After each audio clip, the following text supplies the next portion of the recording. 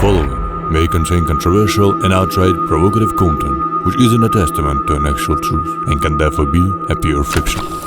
Viewer discretion is advised. Reader's Digest, July 1982. Missing 100,000 children a year. The figures are estimates, but the few known facts are appalling. Thousands are murdered annually. The number of missing children is rising, and no one is keeping an accurate account. The Finders is a CIA front established in the 1960s. Members are specially trained government kidnappers with top clearance and protection in their assigned tasks of stealing children, torturing and sexually abusing them, sometimes involving them in satanic orgies, bloody rituals and murder of other children with the slaughter of animals.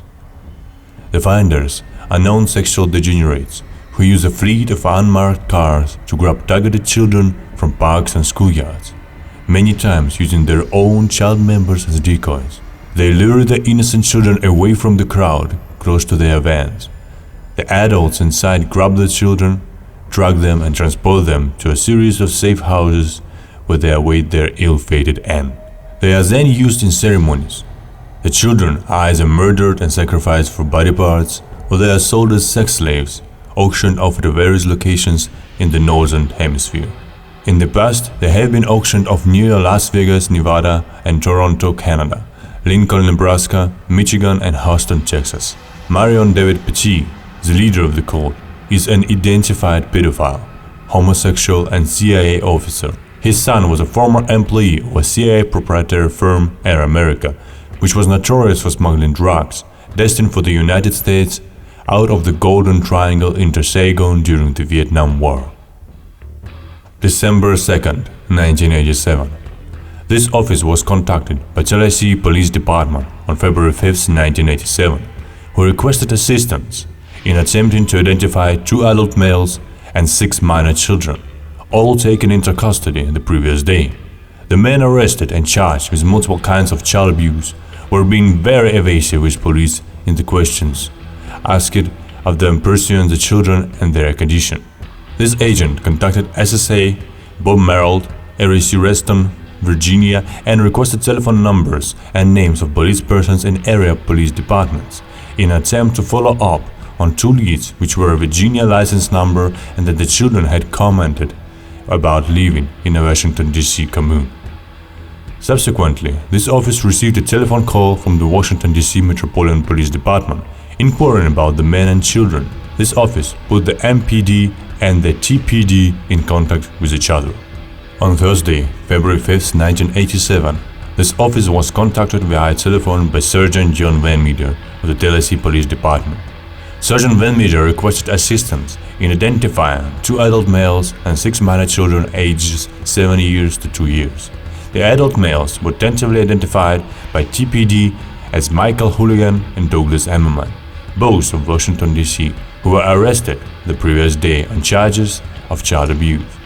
The police had received an anonymous telephone call relative to 2 well-dressed white men wearing suits and ties in Myers Park, Tallahassee, apparently watching 6 dirty and unkept children in the playground area.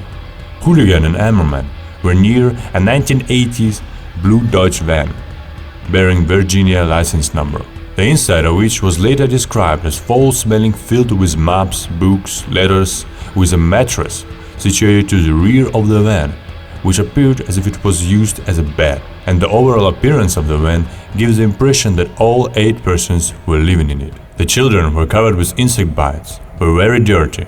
Most of the children were not wearing underwear, and all the children had not been bathed in many days. The men were arrested and charged with multiple counts of child abuse and lodged in the Leon County Jail.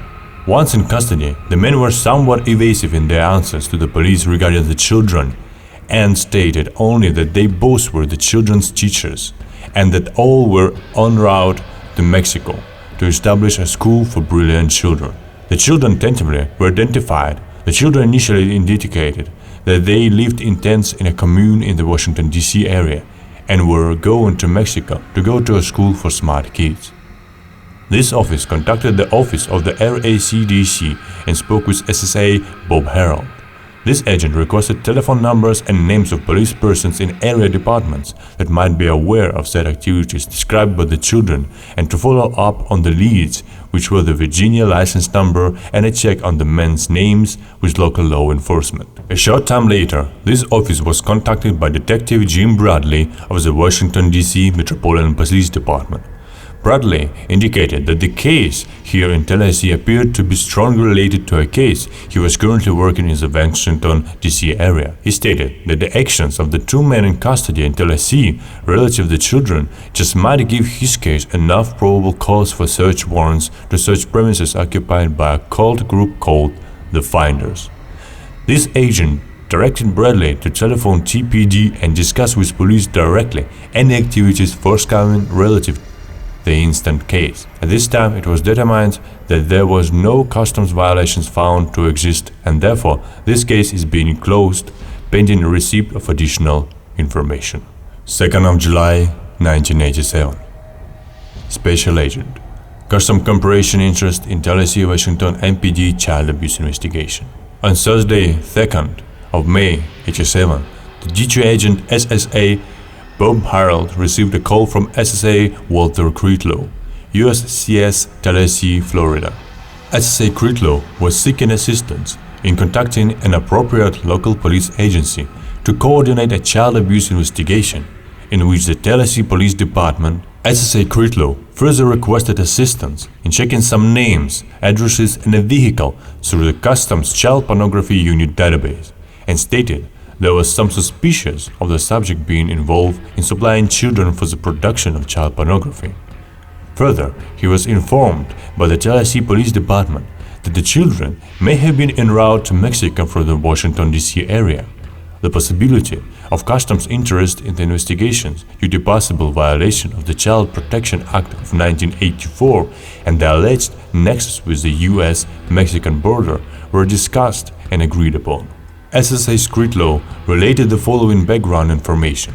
SSA Critlow was contacted by the Tallahassee Police Department for assistance in identifying 6 children and 2 adults taken into custody in the Tallahassee area. U.S. Customs was contacted because the police officers involved suspected the adults of being involved in child pornography and knew the Customs Service to have a network of child pornography investigators and of the existence of the Child Pornography and Protection Unit. SSA Critlow stated the 2 adults were well-dressed white males.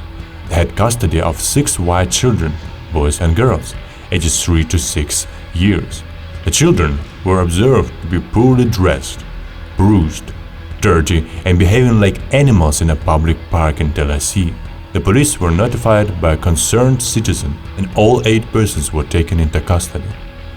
The subjects were living out of a white 1979 Dodge van, Virginia's license number. Upon being taken into custody, the adult white males refused to cooperate, one of whom produced a business card with a name on one side and a statement on the other. The statement indicated that the bearer knew his constitutional rights to remain silent and that he intended to do so. Upon interviewing the children, the police officers found that they could not adequately identify themselves or their custodians. Further, they stated that they were en route to Mexico to attend a school for smart kids. SSA Critlow was further advised the children were unaware of the function and purpose of telephones, televisions and toilets, and that the children had stated they were not allowed to leave indoors and were only given food as a reward. After receiving the request from Tallahassee, SSA Harold contacted me while I was on official business at Customs headquarters. He requested that I conduct computer checks on the Customs Child Pornography Unit database. The checks were to be conducted on the names, addresses, and a vehicle provided by SSA Critlow. After conducting the computer checks, I made direct contact with SSA Critlow to inform him that all the checks were negative. At that time, I was informed by SSA Critlow that the Tallahassee police had discovered large quantities of records, to include computer disks and a US passport in the van. For some of these records, the police had obtained tentative identification of the 2 adults and partial identification of the children. Furthermore, the 2 Washington DC addresses had been discovered through these documents, one of which was verified through the vehicle registration. I advised SSA Kritlow I was leaving headquarters and he would be receiving a response to the remainder of his request from SSA Harold. I then left as stated and proceeded to conduct other business in the district. A short time later, at approximately 11:30 a.m., SSA Harold contacted me by radio and advised me that Detective Jim Bradley of the Washington DC Metropolitan Police Department was interested in the information provided by SSA Kritlow, was in contact with Tallahassee and would very probably be conducting search warrants in the area later in the day. He also informed me that U.S. Customs was invited to participate due to the continuing possibility of violations of law enforced by the Customs Service. As I was already in Washington, I terminated my other business and proceeded to make contact with Detective Bradley, Intelligence Division MPD. Upon contacting Detective Bradley, I learned that he had initiated an investigation on the 2 addresses provided by the Tallahassee Police Department. During December of 1986, an informant had given him information regarding a cult known as the Finders. An informant had given him information regarding a cult known as Finders, operating various businesses out of warehouse, and were supposed to be housing children. The information was specific in describing blood rituals and sexual orgies involving children, and as yet unsolved murder in which the Finders may be involved. With information provided by the informant, Detective Bradley was able to match some of the children in Tallahassee with the names of children known alleged to be in the custody of the Finders. Furthermore, Bradley was able to match the tentative ID of the adults with known members of the Finders. I stood by while Bradley consulted with Officer Harry Boehner and obtained search warrants for the 2 premises. I advised acting RAC SSA Tim Holloran on my attention and accompany MPD on the execution of the warrants, and received this permission and was joined by SSA Harold. During the execution of the warrant, I was able to observe and access the entire building. I saw large quantities of children's clothing and toys, the clothing consisting of diapers and clothes in the toddlers to preschool range. No children were found on the premises. There were several subjects on the premises. Only one was deemed to be connected with the Finders. The rest were renting living space from the individual. He was identified as Stuart Mills Silverstone. Silverstone was located in a room equipped with several computers, printers, and numerous documents. Cursory examination of the documents revealed detailed instructions for obtaining children for unspecified purposes. The instructions included the impregnation of female members of the community known as Finders, purchasing children, trading, and kidnapping. There were text messages using MSC account numbers between a computer terminated believed to be located in the same room and others located across the country and in foreign locations. One such telex specifically ordered the purchase of 2 children in Hong Kong to be arranged through a contact in the Chinese embassy there. Another telex expressed an interest in bank secrecy situations. Other documents identified interest in high-tech transfers to the United Kingdom, numerous properties under the control of the Finders, a keen interest in terrorism, explosives, and the evasion of law enforcement. Also found in the computer room was a detailed summary of the events surrounding the arrest and taking into custody of the 2 adults and 6 children in Tallahassee, Florida on the previous night. There were also a set of instructions which appeared to be broadcast via a computer network which advised participants to move the children and keep them moving through different jurisdictions, and instructions on how to avoid police attention. One of the residents was identified as a Chinese national due to the telex discovered referencing the Chinese embassy in Hong Kong. He was fully identified for future reference. He is in the US as a graduate student in the anatomy department of Georgetown University. During the course of the evening, I contacted Sector 4, initiate a TECS check on Silverstone, and initiate an archives checks on him for the last 4 years.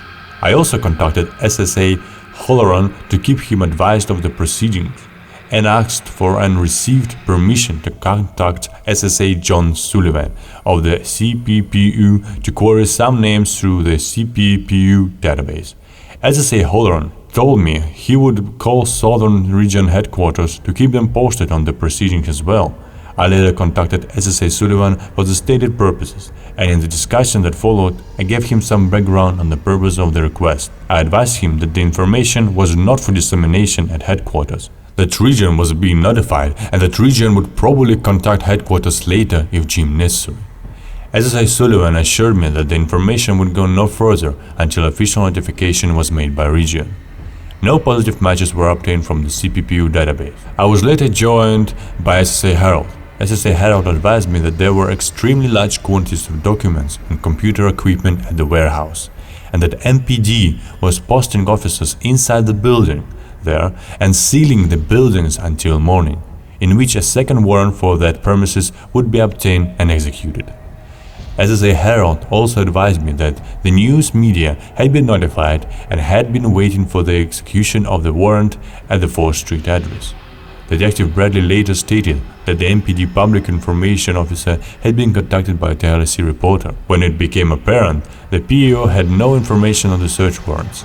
The reporters contacted local media representatives and a check of public records containing the affidavits for the search warrants.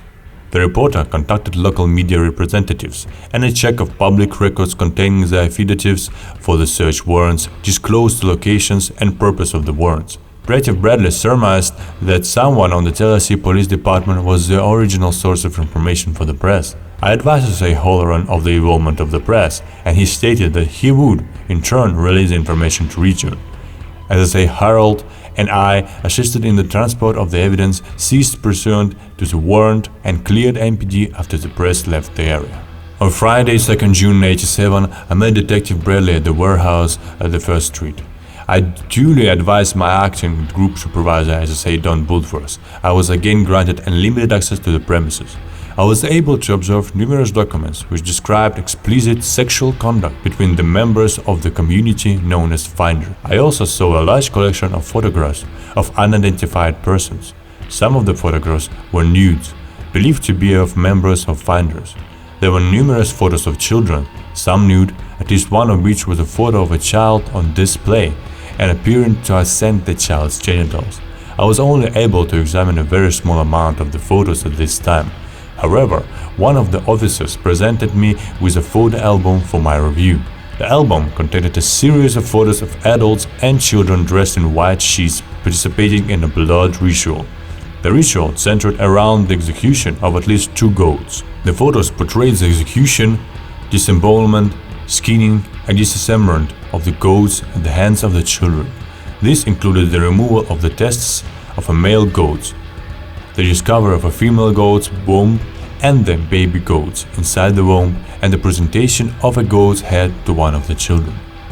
Further inspection of the premises disclosed numerous files relating to activities of the organization in different parts of the world. Locations I observed are as follows: London, Germany, the Bahamas, Japan, Hong Kong, Malaysia, Africa, Costa Rica, and Europe. There was also a file identified as a Palestinian. Other files were identified by a member name or project name. The projects appearing to be operated from commercial purposes under front names for the finders. There was one file entitled Pentagon Break-In, and others which refer to the members operating in foreign countries, not observed by me but related by an MPD officers, were intelligent files on private families not related to the finders. The process undertaken appears to have been a systematic response to local newspaper advertisements for babysitters, tutors, etc. A member of the finders would respond and gather as much information as possible about the habits, identity, occupation, etc. of the family. The use to which this information was to be put is still unknown. There was also a large amount of data collected from various child care organizations. The warehouse contained a large library, 2 kitchens, a sauna, hot tub, and a video room. The video room seemed to be set up as an indoctrination center. It also appeared that the organization had the capability to produce its own videos. There were what appeared to be training areas for children and what appeared to be an altar set up in a residential area of the warehouse. Many jars of urine and feces were located in this area. I should also mention that both premises were equipped with satellite dish antennas. I discussed the course of action to be taken by MPD with Detective Bradley. He stated that he was only interested in making the child abuse case. I was assured that all of the evidence would be available to the US Customs in the furtherance of any investigative criminal actions pursued. MPD personnel were to begin around-the-clock review and sorting of the evidence until completed. Customs will have access after this is accomplished. This will include several US passports discovered during the search. Upon leaving the 4th Street premises, I encountered a news media representative and was asked the reason behind US Customs involvement in the investigation. I advised the reporter that I could not discuss anything and referred her to the RACDC. I left immediately thereafter. There is no further information available at this time. It should take 3 to 5 days for all the information to be sorted, reviewed, logged by the MPD. I will maintain contact with Detective Bradley until the evidence is again accessible. 2nd of May, 87. On Thursday, February 5th, 1987, Senior Special Agent Harold and I assisted in the Washington, D.C. Metropolitan Police Department with 2 search warrants involving the possible sexual exploitation of children. During the course of the search warrants, numerous documents were discovered which appeared to be concerned with international trafficking in children, high-tech transfer to the United Kingdom, and international transfer of currency. On March 31st, 87, I contacted Detective James Bradley of the Washington, D.C. Metropolitan Police Department. I was to meet with Detective Bradley to review the documents seized, pursuant to 2 search warrants executed in February 87. The meeting was to take place on April 2nd or 3rd, 87. On April 2nd, 1987, I arrived at MPD at approximately 9 a.m. Detective Bradley was not available.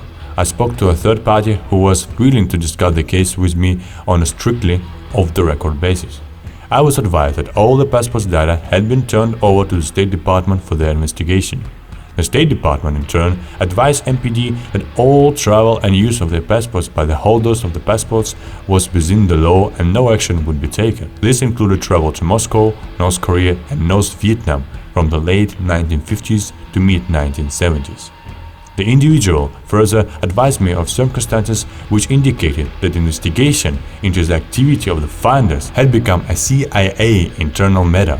The MPD report has been classified, secret, and was not available for review. I was advised that the FBI had withdrawn from the investigation several weeks prior and that the FBI Foreign Counterintelligence Division had directed MPD not to advise the FBI Washington field office of anything that had transpired. No further information will be available, no further action will be taken. I filed formal complaint on 6 occasions with the FBI demanding an investigation of the finders and the international trafficking of children who have been kidnapped or obtained through the subvert, orphanages, and on occasions the agency known as Child Protective Services, but the FBI refused to contact me. I have received 2 complaints from airline employees that airplanes containing several hundred children were flown to Paris, France, from Denver, Colorado, and Los Angeles, California.